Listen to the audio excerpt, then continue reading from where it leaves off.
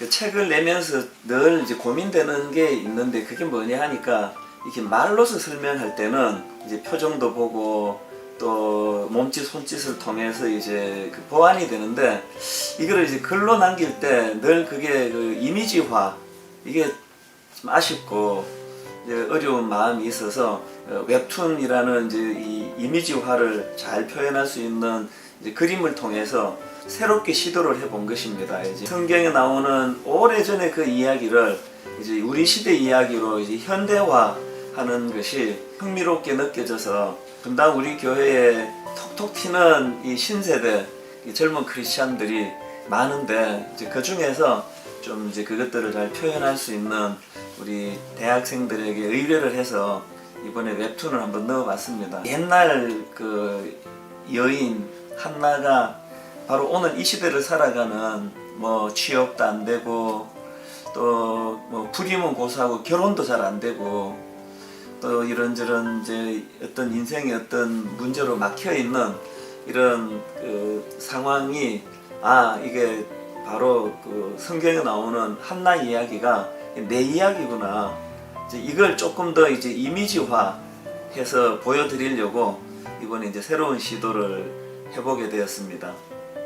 기도하고 통곡하며 이 안에 이제 그 질문에 대한 답이 다 담겨져 있다고 생각합니다. 뭐냐 하면은 이제 기도해야 되고 통곡해야 될 만큼 이런저런 결핍의 문제 또 난관에 부딪혀 가지고 이제 발걸음을 떼지 못하는 여러 이런 그 상황들이 맞닥뜨려질 때 탄탄대로로 다닐 때 느끼지 못했던 보이지 않는 손, 내 배후에 보호자 되시는 하나님의 존재 좀 느껴야 되고 경험해야 되는 하나님의 의도하심이 있다고 저는 믿습니다. 왜냐하면 저 역시도 이제 20대 때 너무나 그 발걸음을 뗄 수가 없는 안개 속에 뭐 저는 동굴에 갇혀 있었다고 생각했으니까요. 내 인생은 이제 딱 이렇게 단절이 됐다고 좌절할 때 그때 이제 보호자 되시는 하나님 이제 너무 앞에 뒤에 옆에 막 사람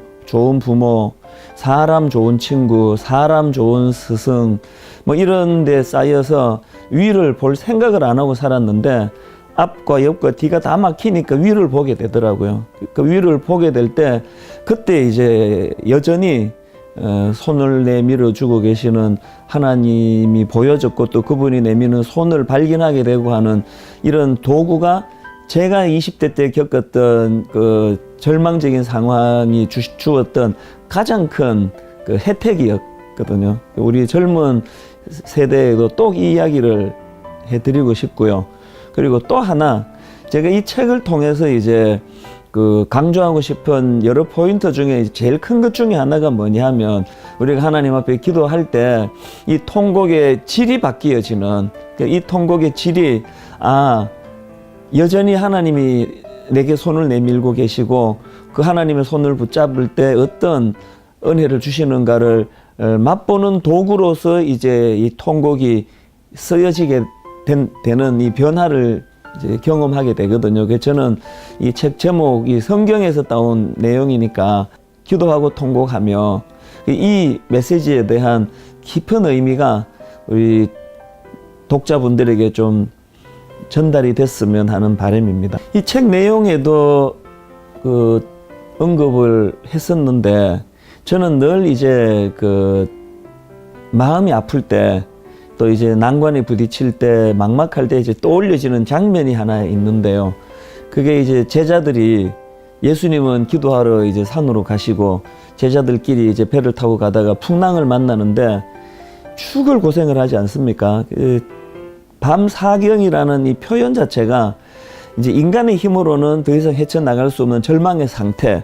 저는 예수님이 찾아오신 밤 사경을 이제 그런 의미로 해석을 하는데 이 밤 사경에 주님이 찾아오셨을 때 주님께서 지금 이 풍랑 때문에 죽을 고생을 하고 있는데 주님이 가장 먼저 하신 일은 문제 해결, 풍랑을 빨리 잠잠케 하신 게 먼저가 아니고 제자들을 위로해 주시는 거. 안심하라, 내니 두려워 말라. 당신의 존재를 제자들에게 각인시켜 주시는 이걸 먼저 하셨다는 이게 제 삶에 큰 영향을 미친 것 같아요. 그래서 우리는 어떤 문제 해결이 이제 이루어지면 비로소 이제 응답을 받았다 이렇게 생각하지만 그게 그렇지 않습니다.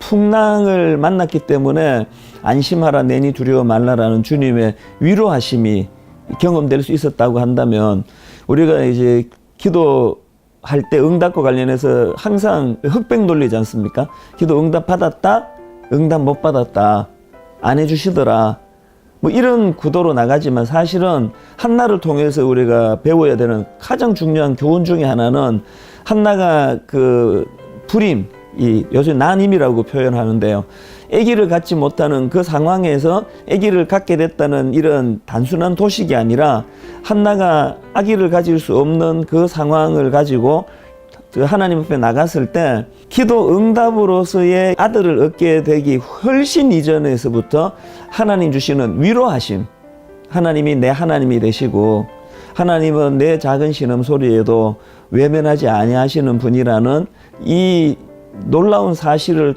깨닫는 데서 오는 위로, 기도 응답 받았다, 응답 못 받았다라는 이 도식보다 더 중요한 것은 이런 과정을 통해서 하나님의 위로하심을 맛보고, 또 이것이 충만하게 이루어지면 나중에는 이런 상상을 해보는 거예요.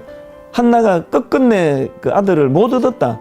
그래도 문제될 게 하나도 없다고 저는 생각하거든요. 이미 하나님의 충분한 위로하심을, 또 하나님의 임재와 내 작은 소리도 듣고 계시는 하나님을 한나가 충분히 인식하고 맛보는 계기로 이 기도가 쓰였다면, 기도 응답으로 아들을 얻어도 괜찮고 안 주셔도 예전과 같은 절망의 눈물은 그치지 않았을까, 이제 그런 생각을 해보게 되는 겁니다. 지금 저희는 이제 완전히 전도받아 오신 분들만 등록을 받다가 보니까 너무너무 놀라운 거를 제가 발견하는데, 아직도 이 처음 예수 믿은 또 가슴이 뜨거운 분들에게 너무나 강력한 성령의 역사가 일어나고 하나님의 일하심이 이분들을 통해서 목도가 되는 겁니다. 그래서 제가 거기에 너무 충격을 받거든요.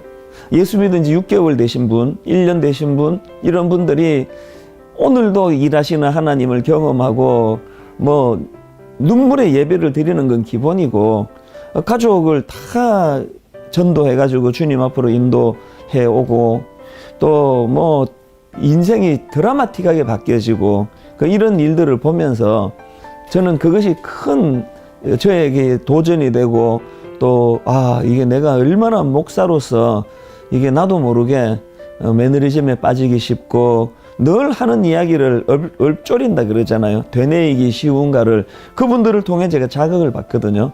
그래서 웹툰을 통해서도 강조하고자 했던 것은, 한나가 그 성경에 나오는 늘 그렇고 그런 결론을 맺는 이런 어떤 그 구닥다리 같은 스토리가 아니라, 이게 내 이야기라는, 하나님이 이걸 주실 때는 이게 네 이야기다, 또 너에게도 이게 가능한 이야기다. 이걸 오래 예수 믿은 사람일수록 이걸 좀 자각하고 그렇게 좀 하나님 앞에 갱신하는 그런 도구로 쓰임 받았으면 좋겠습니다.